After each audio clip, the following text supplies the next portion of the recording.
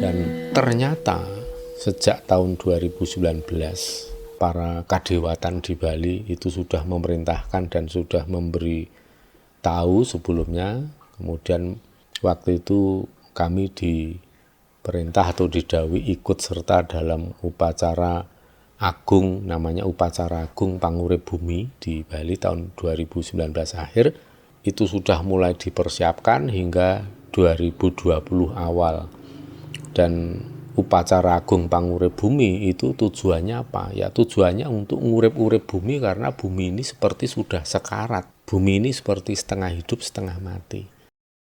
Maka sekali lagi saya sampaikan bahwa titik tengah, titik temu itu adalah bahwa Anda percaya atau tidak soal Kopet, tapi lihatlah bahwa banyak orang sakit bahkan sampai ngantri di rumah sakit, dan lihatlah bakul peti mati juga sampai 2, 3, bahkan 4 kali lipat permintaannya.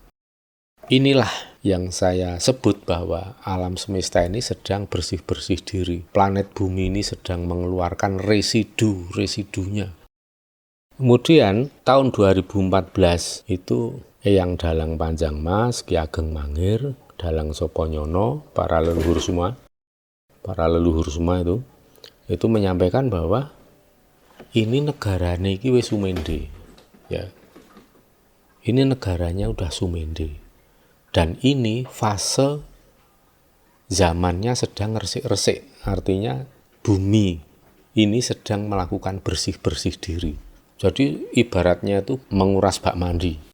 Dari situ Ki Dalang Panjang Mas merasuk ke dalam raga Ki Seno Nugroho setelah jam 12 malam atau jam 00, kemudian masuk ke sequel Manyuro, ya.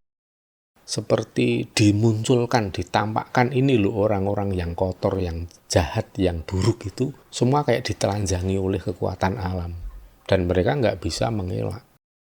Mudah-mudahan bisa menjadi titik tengah atau menjadi penengah antara baik yang percaya 100% bahwa penyakit Kopet ini memang ada, maupun bagi yang tidak percaya sama sekali. Ini saya sodorkan titik tengah jalan pemikiran, dan semoga tidak ada regejegan atau sibuk padudon konflik. Petruk menjadi ratu itu berarti negara dalam keadaan yang karut-marut, negara dalam keadaan yang bubrah, yang rusak. Maka ratu yang bisa duduk di singgasana itu ya dari kaum kawula alit atau pamomong, ya. Petruk itu kan pamomong para kesatria.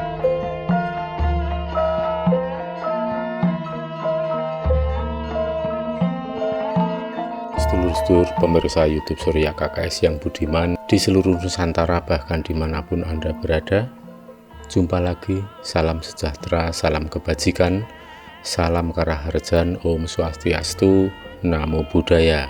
Semoga kita semua dalam keadaan sehat bergas waras, sayom mayem tentrem, lancar rezekinya, tansah pinaringan sih wiloso, saking ngersaning Gusti Ingkang Maha Agung. Dan tentu saja selalu beruntung dalam situasi kondisi seburuk apapun. Pada konten kali ini saya akan gunakan untuk menjawab pertanyaan dari sedulur-sedulur semua melalui YouTube community atau komunitas YouTube di channel ini. Ini kebetulan tadi saya posting di komunitas YouTube 6 jam yang lalu, ada sekitar 100-an lebih pertanyaan akan saya jawab. Jadi mohon bersabar bagi yang belum terjawab. Saya akan menyelesaikan semua jawaban-jawaban ini, terutama pertanyaan-pertanyaan yang saya bisa menjawab. Ini pertanyaan dari sedulur Daruma Shop 888 Badi Tanglet. Ini saya bahasa Indonesia kan sekalian biar lebih mudah dipahami oleh siapapun. Akan bertanya masalah pagebluk ini semakin lama semakin menakutkan. Kadose pripun sih amargi kathah sanget tiyang ingkang gerah sesak napas, njur parah lan boten saged ditulungi. Mugi panjenengan sedaya tansah pinaringan selamat dan sehat. Kabul, semoga kita selalu sehat bergas waras. Ini tentang pagebluk ya, para pemirsa yang budiman. Saya melihat memang cara pandang orang untuk melihat pagebluk ini memang berbeda-beda. Kadang ada yang kontroversial juga, jadi ada yang percaya, ada yang tidak dengan adanya pandemi virus COVID ini ya. Saya sih tidak begitu mempermasalahkan, ada yang percaya ataupun ada yang tidak percaya. Itu masing-masing pendapat dan penilaian orang, itu bebas seperti apa. Hanya saja di sini yang akan saya tekankan pada sedulur-sedulur bahwa Anda mau tidak percaya monggo silahkan, tetapi saat ini kita lihat rumah sakit penuh enggak? Itu kan parameter yang paling sederhana. Nah, rumah sakit ini sebelumnya penuh apa tidak, terus saat ini penuh atau membludak kan begitu. Itu sebenarnya parameter yang mudah sekali. Jadi kalau bagi sedulur-sedulur yang tidak percaya bahwa saat ini ada wabah, ya monggo, tapi cobalah kita melihat secara objektif fakta di lapangan.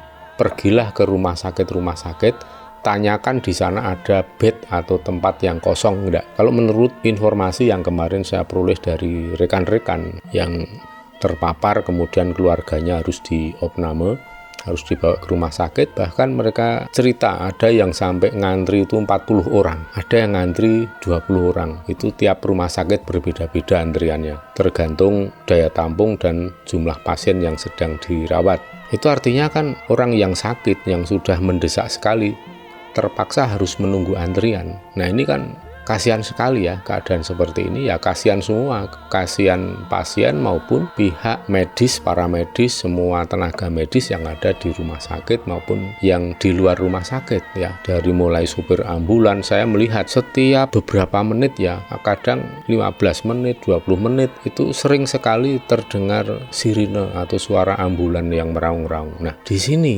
kita sudah bisa melihat fakta di lapangan bahwa saat ini memang ada situasi dan kondisi yang cukup darurat, terutama soal kesehatan masyarakat. Dan rumah sakit pun itu kan tidak pernah menghadapi keadaan seperti ini ya. Jadi daya tampung rumah sakit itu kan pasti disesuaikan rata-rata per bulan, per hari itu berapa, maka rumah sakit membuat daya tampung atau kapasitas untuk menampung pasien. Tapi kalau tidak ada bencana alam atau ada pandemi seperti ini ya, rumah sakit tidak akan kewalahan.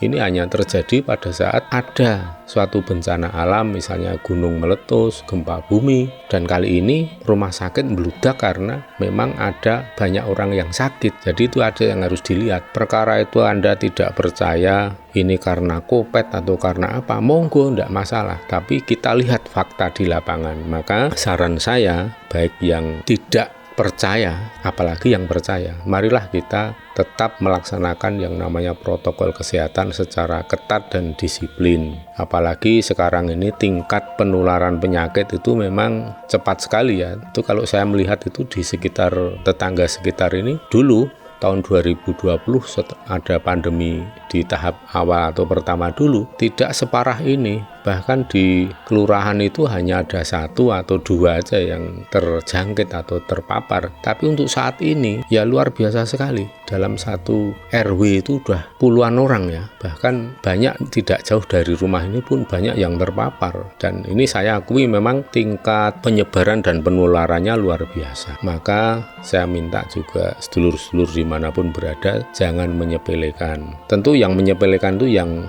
belum pernah terpapar ya, atau pernah terpapar tapi sifatnya OTG ya. Nah ini apa yang sebenarnya terjadi? Ini beberapa kali leluhur sudah dawuh ya. Tempo hari kira-kira 20 hari yang lalu itu Eyang Tumenggung Wirosobo, yaitu guru spiritual, guru kesaktian kedikjayaan dari Eyang Panembahan Puruboyo yang pasarnya ada di Wetgaleh itu juga sudah perintah, "Nger, lindungilah anak-anakmu, sowanlah ke tempatku nanti." Maka saya ajak anak-anak saya semua untuk marak sowan ke sana, terutama untuk menjaga anak-anak saya dimanapun berada ya. Dan walaupun kita sudah berupaya maksimal, tapi ada 1-2 yang masih jebol juga anak-anak. Tapi kemudian ada leluhur-leluhur yang lain yang memberikan saran supaya yang terkena penyakit ini sebaiknya makan atau membuat menu seperti yang sudah saya sampaikan di konten sebelumnya, yaitu membuat sayur bening waluh dan kacang panjang dengan diberi bumbu temu kunci ya. Dan banyak testimoni juga di sini bahwa sedulur-sedulur yang melaksanakan, terutama yang sudah terpapar, begitu makan sayur bening waluh itu, kemudian indera perasa terutama lidah itu mulai bisa merasakan dan perlahan mulai tampak progres recovery. Ya, saya cukup senang mendengar kabar seperti ini, bahkan tidak hanya 1-2 tapi banyak sekali, dan terutama yang lewat Japri pun banyak sekali yang memberikan laporan bahwa setelah mengkonsumsi jangan bening waluh itu akhirnya memang terbukti khasiatnya. Nah, ini saya sarankan kepada sedulur-sedulur semua untuk mengkonsumsi juga jangan bening waluh, seperti videonya nanti saya cantumkan di bawah ini linknya. Kemudian dawuh dari Eyang Ageng Nis juga, itu dawuh Eyang Ageng Nis masak waluh itu ya, jangan bening waluh. Terus kemudian ada leluhur yang lain, ada Ki Ageng Mangir Wonoboyo, Ki Ageng Pemanan, itu juga perintah supaya baik yang sakit maupun tidak sakit itu sebaiknya makan sayur waluh. Tapi caranya beda, waluhnya dikukus, dan nanti ada saya bikin tutorialnya supaya sedulur-sedulur bisa mempraktekkan di rumah dan untuk pertahanan maupun untuk pengobatan bagi saudara-saudara yang sedang sakit, yang sedang mengalami terpapar oleh wabah ini. Ini sesungguhnya apa yang terjadi? Kalau saya menjelaskan, ini sebenarnya pertama itu pengaruh dari cuaca atau efek perubahan cuaca. Walaupun tidak ada pandemi, kita tahu kita sudah terbiasa hidup di negara tropis ini dengan 2 musim. Setahun itu terjadi 2 kali pergantian musim, dan 2 kali itu pula banyak wabah penyakit, misalnya flu, batuk, pilek, dan lain-lain, masuk angin, tipes. Kemudian ada lagi musim yang mempengaruhi berkembang biaknya nyamuk demam berdarah misalnya. Makanya ada musim DB atau demam berdarah. Nah, ini sebenarnya kasusnya hampir sama. Jadi kita sedang melewati suatu pancaroba atau pergantian musim. Untuk saat ini terjadinya pergantian antara dari musim penghujan menuju ke musim kemarau. Tentu ini akan sangat banyak sekali penyakit-penyakit yang bermutasi, penyakit-penyakit yang muncul, karena setiap kali ada perubahan cuaca itu biasanya banyak sekali penyakit-penyakit yang muncul. Jadi penyakitnya mabul pada saat musim mareng atau musim peralihan antara kemarau ke penghujan atau sebaliknya penghujan ke kemarau. Nah, pada saat ini kebetulan sekali mungkin ada virus-virus baru yang tersebar ya di mana-mana ini. Kemudian ada musim pancaroba atau musim mareng, ya otomatis itu juga akan ikut berpengaruh. Adanya perubahan cuaca itu juga akan mempengaruhi virus-virus itu untuk bermutasi menjadi model yang lebih baru lagi. Nah, ini otomatis tubuh yang dulu sudah mengenali virus yang lama, ini virus bermutasi ya bisa saja terkena lagi, dan ini mungkin tingkat penyebarannya yang lebih besar, maka dampak atau risiko untuk menimbulkan orang yang sakit atau bahkan sampai kematian itu pun bisa lebih besar, karena tingkat kuantitas yang terpapar pun makin banyak, maka risikonya pun juga makin banyak atau secara kuantitatif akan makin besar jumlahnya. Nah, ini yang kita lihat, cuman untuk segi ganas mematikannya itu nggak tahu ini apa lebih atau kurang dari yang dulu, tetapi yang jelas menurut saya pribadi ya, yang kelihatan sekali itu adalah mudah sekali terjadi penularan gitu kan. Kalau dulu itu orang-orang di sekitar ini tidak ada yang tertular, jauh jaraknya dari sini, tapi sekarang hampir ya deket-deket sekali nih. Bahkan di belakang tempo hari juga ada yang meninggal yang seberang sana, dan ambulan pun juga setiap 15 menit 20 menit itu ada suara sirine baik siang maupun malam. Itu faktor yang pertama dari cuaca. Kemudian faktor yang kedua, ini seperti yang sudah saya sampaikan di tahun 2014 ya. Pada waktu itu setelah ada pemilihan presiden ya, tahun 2014, bahwa saat itu yang terjadi ini dari Ki Ageng Mangir, kemudian Ki Juru Martani, kemudian Ki Dalang Panjang Mas, para leluhur-leluhur beliau secara hampir bersamaan menyampaikan bahwa ini Satrio Piningit yang dimaksud itu adalah parikesit ya. Seseorang yang disebut parikesit itu belum saatnya untuk tampil sebagai presiden karena masih kecil gitu dalam cerita. Karena waktu itu saya kan diperintah untuk nanggap wayang Giseno. Lakonnya ya Satrio Piningit Pambukaning Gapura. Nah dari situ Ki Dalang Panjang Mas merasuk ke dalam Raga Giseno Nugroho setelah jam 12 malam atau jam 00, kemudian masuk ke sequel Manyuro ya. Dari situ inti ceritanya itu sudah intensif sekali, yang Dalang Panjang Mas itu masuk dan yang mendalang langsung ya. Nah dari situ yang Dalang Panjang Mas itu menyampaikan bahwa ini parikesit masih kecil, kemudian yang akan menjadi ratu itu siapa? Ratu Ngestinonya, yaitu ini jatahnya Petruk. Jadi Petruk yang harus menjadi ratu. Karena apa? Petruk menjadi ratu itu berarti negara dalam keadaan yang karut-marut, negara dalam keadaan yang bubrah, yang rusak. Maka ratu yang bisa duduk di singgasana itu ya dari kaum kawula alit atau pamomong ya. Petruk itu kan pamomong para kesatria. Nah dari situlah Petruk kemudian menjadi Jenderal Wel Geduwel Beh ya. Itu menjadi ratu. Dan waktu itu tahun 2014 itu Petruk, tapi belum Petruk sesungguhnya, masih istilahnya tahap pertama itu masih togok. Karena apa? Karena kita melihat siapa yang mewakili. Waktu itu kan lebih mudah kita lihat sebagai tampuk pemimpinan Punokawan ya, antara Togog dan Bilung. Katakanlah yang Togog itu presidennya, Bilung wakilnya, makanya selalu bertolak belakang.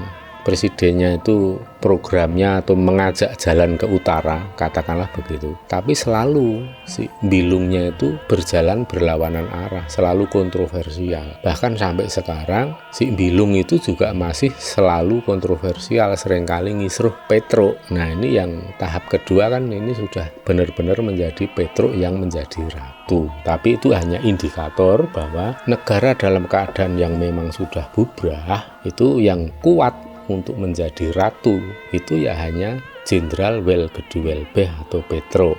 Itu sudah ketentuan alam, jadi nggak perlu kita menyalah-nyalahkan. Ya memang sudah seperti itu yang harus terjadi. Petruk lah yang memang kudu menjadi ratu. Kemudian tahun 2014 itu Eyang Dalang Panjang Mas, Ki Ageng Mangir, Dalang Soponyono, para leluhur semua itu menyampaikan bahwa ini negaranya iki wis sumendhe ya. Ini negaranya udah sumendhe dan ini fase zamannya sedang resik-resik, artinya bumi ini sedang melakukan bersih-bersih diri. Jadi ibaratnya itu menguras bak mandi, semua yang kotor itu dikeluarkan semua. Semua yang kotor-kotor dalam bak mandi dikuras, digelontorkan keluar. Otomatis semua yang keluar air itu bercampur dengan kotoran bak mandi itu. Nah ini dalam dunia politik seperti itu, yang muncul terus di mana-mana, baik yang oposisi atau oposan maupun yang sedang memerintah, itu banyak sekali seperti dimunculkan, ditampakkan ini loh orang-orang yang kotor, yang jahat, yang buruk itu semua kayak ditelanjangi oleh kekuatan alam dan mereka nggak bisa mengelak. Ya seperti itu rumusnya orang menguras bak mandi itu kan justru memang kotoran itu harus dikeluarkan. Nah dalam hal ini tokoh-tokoh yang jahat, yang buruk, yang kotor itu memang dimunculkan, ditampilkan, bahkan ditelanjangi oleh kekuatan alam. Supaya apa? Supaya rakyat tahu, bisa melihat mana orang yang benar, yang baik, mana yang jahat. Itu memang sudah ketentuan hukum alam seperti itu. Itu memang sudah menjadi ketentuan hukum alam seperti itu, sedulur-sedulur. Dulu di periode pertama tahun 2014-2016 itu yang keluar semua sepak terjang kejahatan, sepak terjang kebodohan ya. Orang yang ngedir-dirke okol atau orang yang lebih mengutamakan okol daripada akal, yang lebih mengedepankan angkara murka, semuanya keluar tahun 2014 ya. Kemudian memasuki itu terus berlangsung hingga sampai 2018-19, maka kita bisa melihat ya di media-media massa itu semua orang-orang yang kebanyakan oposan juga ya, walaupun banyak juga yang bukan oposan, artinya yang sedang menjabat satu jabatan politik atau di pemerintahan, itu semua yang jahat, yang kotor, pasti seperti ditelanjangi. Ini memang sudah masuk dalam mainstream proyek alam untuk bersih-bersih diri seperti ini ya sedulur-sedulur. Dan ternyata sejak tahun 2019 para kadewatan di Bali itu sudah memerintahkan dan sudah memberi tahu sebelumnya. Kemudian waktu itu kami diperintah atau didhawuhi ikut serta dalam upacara agung, namanya upacara agung Pangurip Bumi di Bali tahun 2019 akhir.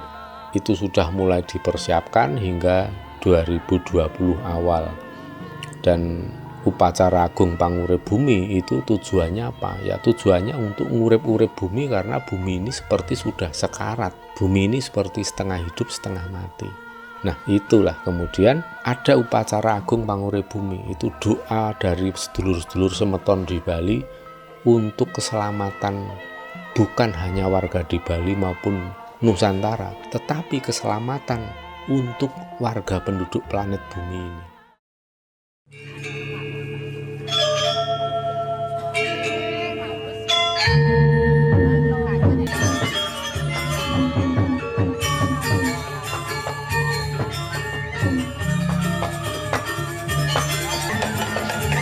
Itu di atas sana ini ramai sekali.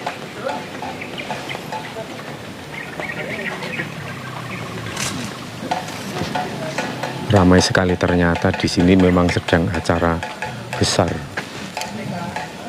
Itu lihat yang di atas sana itu adalah Gunung Batu Karu atau Gunung Kemakmuran, Gunung Harta. Dan tempo hari Eyang Wayan Sugro juga mengatakan bahwa di Pura Batu Kau ini adalah tempat bersemayamnya Mahadewa. Dan ternyata memang demikian adanya.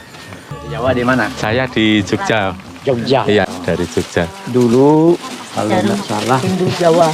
Pangku sini pernah ke Jogja. Oh ya. Masuk di keraton. Sampai menginap. Oh sampai menginap di keraton? Enggak di keraton. Oh yang di Apa? Pura itu ya, pura dalam. Yang agak masuk ke dalam tuh. Ini tadi kan saya dari Pura Tanah Lot, Pura Jero Kandang, terus kemudian ke Sangyang Bathara Samudra. Tapi kok Taman Samudra ya. Ya Bathara Samudra. Terus kemudian ada leluhur yang perintah kami untuk ke sini. Namanya itu saya tanya, Anda siapa? Itu namanya Wayan Sugro gitu. Wayan Sugro. Iya. Tapi ya pasti saya nanti dari Tanah Lot akan langsung ke Batu Kau. Dan saya tadinya tidak tahu di sini sedang ada acara. Cuman saya diberitahukan oleh beliau bahwa kamu harus ke Batu Kau karena di sana tempatnya Mahadewa. Ya. Yang disitulah kamu kalau mau berdoa untuk kemakmuran, untuk panguripan. Jadi untuk kemakmuran tidak hanya kamu sendiri tapi juga keluarga, bahkan untuk negara-negeri ini. Ya. Jadi saya hanya mengucap sendika dawuh, saya akan laksanakan perintah. Nanti saya dari Pura Jero Kandang karena saya juga tempo hari diperintah untuk ke Pura Jero Kandang oleh Pangeran Kandang Jero itu. Gimana? Yang di Tanah Lot. Kandang Jero itu kan arsitek yang dari Majapahit itu, yang katanya generasi penerus Empu Kuturan. Ya, habis dari sana, kemudian Di atas berbolong. makanya waktu malam-malam saya minta untuk ditambah ini apa? Iya, waktu malam pagi-pagi nyari tadi pagi, karena juga perintahnya baru saya udah beli tiket, saya tadi malam jam 8 malam itu baru ada perintah yang untuk ke Batu Kawu ini, padahal saya kan masih di Jogja, saya berangkatnya pagi tadi jam 6 dan saya enggak tahu kalau di sini memang lagi ada acara besar seperti ini. Nama Acara di sini sekarang ini acara pengurip bumi. Pengurip bumi. Ya, artinya bukan untuk di sini di Bali juga, Iya. untuk seluruh dunia. Oh ya. Kalau ada kejadian itu ada kebakaran, ada banjir, ada gunung meletus, Oh, ya. ada Gempa. itu juga perang-perang itu menghindar itu. Sekarang kerama di sini di umat Hindu di Bali yang ada di Bali ingin mengembalikan seperti Supaya aman, tentram, damai. ya Oh. sampai apa yang ini kelihatan pemandangan tumbuh-tumbuhan ini Ya. supaya sehat semua gitu lah tujuan Ya. dari ya itu udah pemerintah. Ya itu kan bagus sekali ya, artinya tidak memikirkan kita sendiri tetapi memikirkan semua orang, dunia, seluruh alam. makhluk, alam semesta, apapun agama, suku, bangsanya itu kan luar biasa. Ya. Kita di Jawa juga sudah terbiasa seperti ini. Ini pun saya melakukan kunjungan ke Tanah Lot juga, saya meminta air dari pura yang besok saya begitu pulang sampai Jogja mau jam 11 malam saya besok langsung melakukan labuh atau larung di Laut Selatan Jawa. Oh gitu. Perintah beliau Pangeran Kandang Jeru supaya karena di berbagai wilayah sekarang sedang banyak bencana, ya, sedang itu. banyak gejolak alam yang tidak terduga kira supaya lebih aman dan selamat. Sebenarnya tempo hari itu saya sudah diperintah setengah bulan yang lalu, Pak, untuk ke Tanah Lot, tapi karena saya waktunya sangat-sangat sulit mengatur waktu, akhirnya sampai tahun baru saya belum bisa berkunjung. Padahal Pangeran Jeru Kandang itu sudah bilang ini akan ada bencana besar sekali. Kamu ke sana dan ambillah air di tempatku, tuangkan di Laut Selatan Jawa. Nah, setelah terjadi banjir yang besar banget melanda Jakarta, Jawa Barat, Banten, itu kamu sekarang tahu. Seandainya kemarin kamu datang dan ambil air dari Tanah Lot, kamu tuangkan Laut Selatan Jawa, tentu kejadiannya tidak akan separah itu.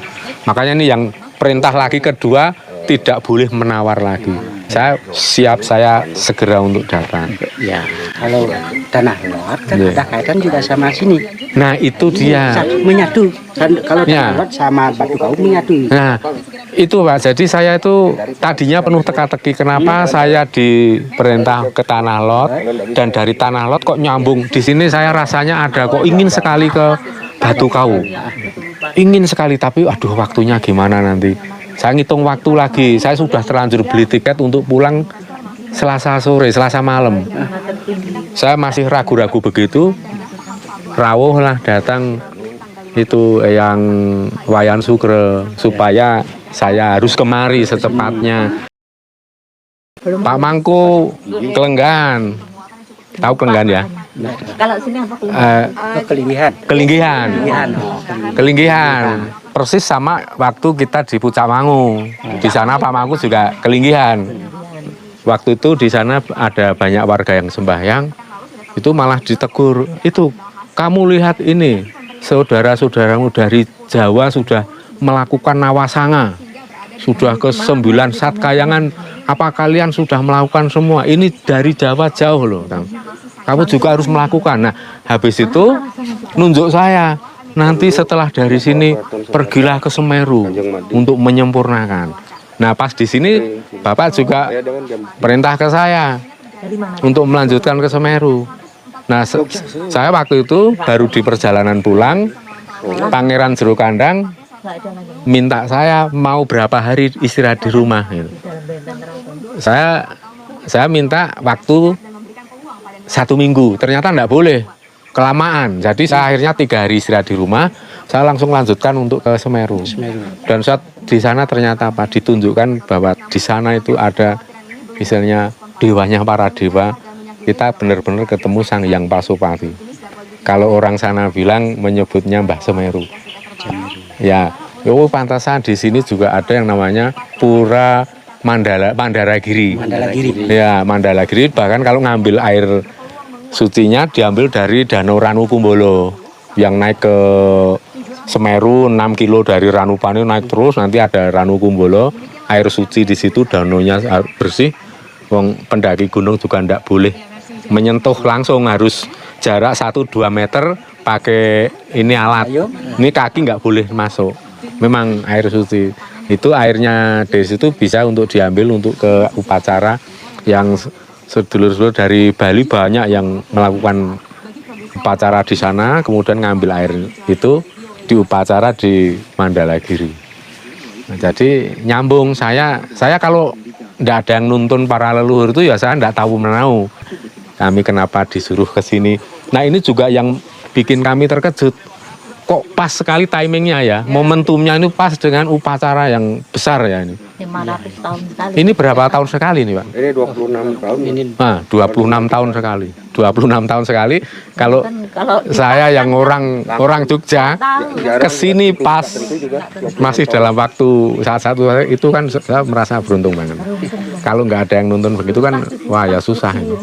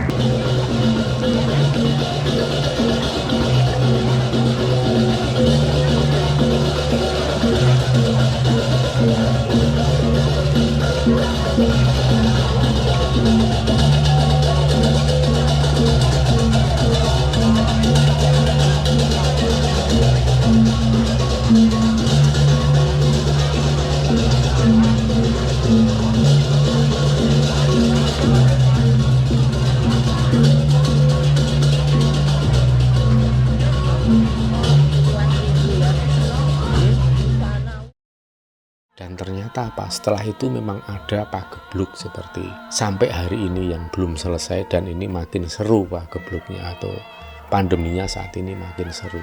Dan inilah yang saya sebut bahwa alam semesta ini sedang bersih-bersih diri. Planet bumi ini sedang mengeluarkan residunya. Semua polutan atau polusi, kotoran dari hawa yang kotor, dari zat-zat ataupun apapun elemen dan unsur yang kotor itu keluar semua. Karena apa? Ya prinsipnya seperti menguras bak mandi tadi. Cuman ini ada efek, karena yang digelontorkan itu sesuatu yang kotor, maka di situ banyak baksilnya, banyak bakteri, kuman maupun virus. Maka ini sedikit saja manusia melakukan kecerobohan akan fatal.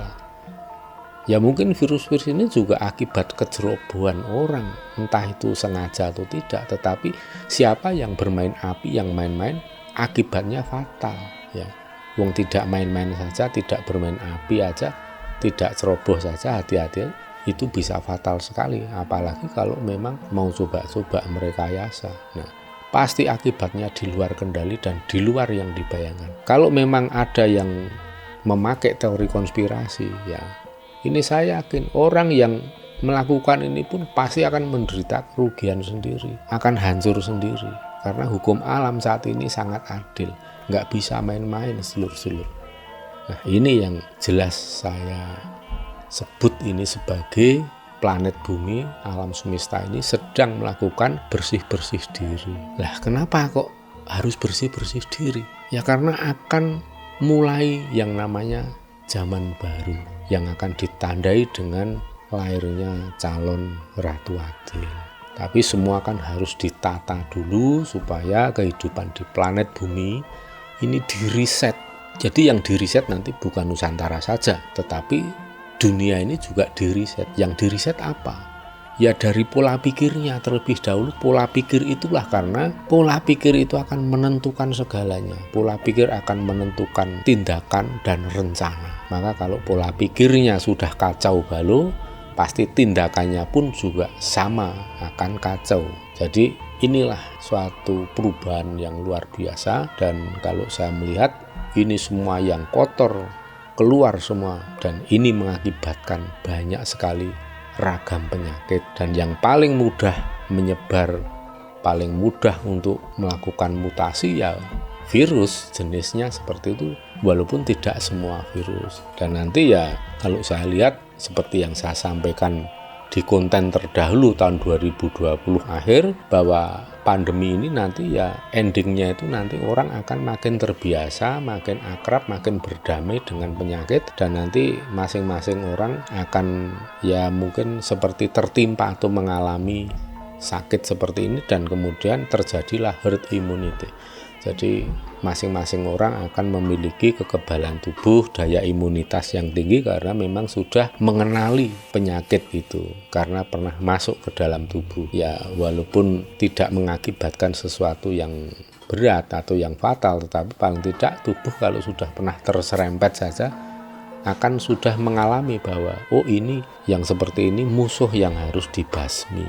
Jadi seperti itu ya sedulur-sedulur, mudah-mudahan bisa menjadi titik tengah atau menjadi penengah antara baik yang percaya 100% bahwa penyakit COVID ini memang ada, maupun bagi yang tidak percaya sama sekali. Ini saya sodorkan titik tengah jalan pemikiran, dan semoga tidak ada regejegan atau sibuk padudon konflik. Daripada kita habiskan energi untuk konflik, mendingan mari kita sama-sama untuk bangkit agar supaya bagaimana keadaan seperti ini segera bisa teratasi dengan baik.